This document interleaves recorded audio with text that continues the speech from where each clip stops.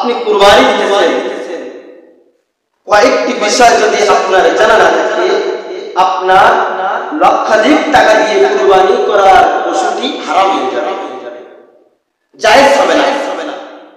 আপনি বড় আশা নিয়ে কুরবানি দিতেছেন, কিন্তু আপনার কুরবানিটা জায়েজ হলো না, মনে বড় ব্যথা থেকে যাবে। চারটি বিষয় খেয়াল করতে হবে।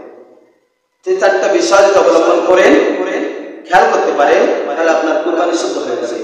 এক নাম্বার, আপনার নিয়তকে খালেস করতে হবে। নিয়ত এমন একটা ইবাদত যেটা কলবের সাথে সংযুক্ত। আর আল্লাহ রাব্বুল আলামিন বলেন, লা ইয়ানালুল্লাহু লুহুমুহা ওয়ালা দিমাউহা ওয়ালাকিন ইয়ানালুহু তাকওয়া মিনকুম। আল্লাহর কাছে গরুর চামড়া, রক্ত, গোশত কিছুই পৌঁছায় না, বরং আমাদের অন্তরের তাকওয়াটা পৌঁছায়। এজন্য আমরা নিয়তকে খালেস করব। গোশত খাওয়ার জন্য, মানুষের দেখানোর জন্য কুরবানি দিব না। আপনি নিয়তকে খালেস করতে পারেন, আপনার গোশত খাওয়া হয়ে যাবে, মানুষের দেখানো হয়ে যাবে, আপনি সবকিছু করতে পারবেন। এজন্য এক নম্বর শর্ত, আপনার নিয়তকে খালেস করেন। দুই নাম্বার, পশু বয়স ঠিক করতে হবে। আন্দাজে গরু কিনলে হবে না, আন্দাজে দুম্বা উট কিনলে হবে না। এক নাম্বার, উট 5 বছর হওয়া লাগবে।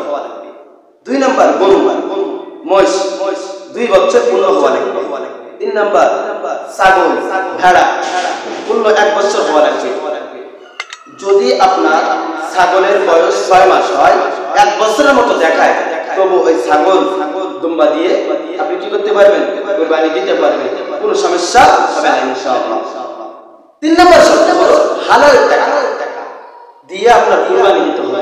হারাম টাকা দিয়ে কুরবানি দিলে কুরবানি হবে না, আপনার গোশত খাওয়া হয়ে যাবে। আপনি হালাল টাকা দিয়ে কুরবানি দিবেন, তাহলে আপনার কুরবানি শুদ্ধ হয়ে যাবে। আরেক নাম্বারটা হলো আল্লাহর জন্যই কুরবানি দিতে হবে। আমি কুরবানি দিচ্ছি, সে কুরবানি দিতে বিষয়টা এমন না, শরীয়ত সম্মতভাবে কুরবানি দিতে হবে। কারো নামে কুরবানি হবে না, একমাত্র মালিকের নামেই কুরবানি হবে। নূর মোহাম্মদ আনসারীর নামে কুরবানি হবে না, নূর মোহাম্মদ আনসারীর পক্ষ থেকেই কুরবানি হবে।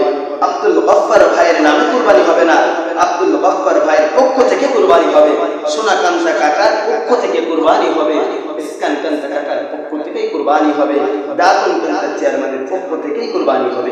কারো নামে কুরবানি হবে না, একমাত্র মালিকের নামেই কুরবানি হবে। কারণ আল্লাহ রাব্বুল আলামিন বলেন, ইন্না সালাতি ওয়া নুসুকি ওয়া মাহইয়ায়া ওয়া মামাতি লিল্লাহি রাব্বিল আলামিন।